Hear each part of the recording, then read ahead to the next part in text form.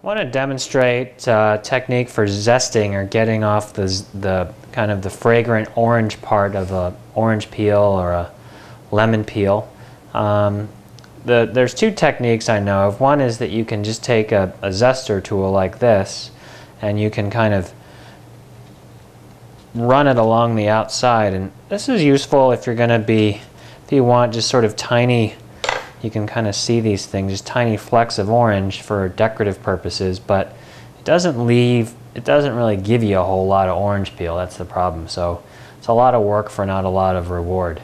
A technique that I think is a lot better if you're going to be cooking with that orange peel, or if you need a lot more of that orange peel, is to take your basic, what are these things called, a peeler, a vegetable peeler, and you just run it along the outside of your orange.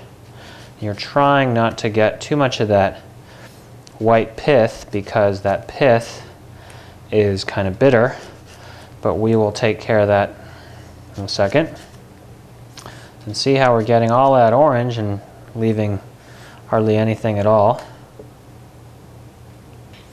So now we've got our orange peel and we've got a bit of that bitter pith on. So what you want to do is take a sharp knife and just kind of run it along the bottom here, right? And the pith just sort of naturally separates from the peel, because the peel is really tough compared to the pith. That pith is a lot more, kind of more like foam.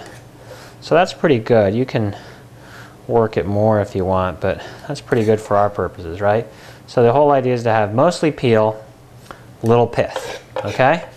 And then what we're going to do, we do that for the rest of these peels, okay? But then once we do that, then we're going to turn it over, and we want to get this as thin as possible. So we're going to use a sharp chef's knife here, keep our fingers behind the blade, okay? And we're just going to run our blade along this peel, okay, and do it really as thinly as possible. And then you always end up with a little bit of something on the end there you can't do much with. And there you have some beautiful orange zest, right? So then you can either keep it like that, or if you want to make it even finer, so depending on the dish you want, you can either leave it like that, nice and long, or then you can cut it crosswise, right, if you want just tiny, tiny little bits. Watch your fingers there. And just run your knife through that. And then you do that for a couple of peels, and then you'll have a bunch of peel that looks like that. Right? And that's something that's pretty attractive. You can run your knife through that a little bit more. And then you can then use that as a garnish or some sort of flavoring agent in a sauce. And there you have a whole lot of orange peel with not a whole lot of work.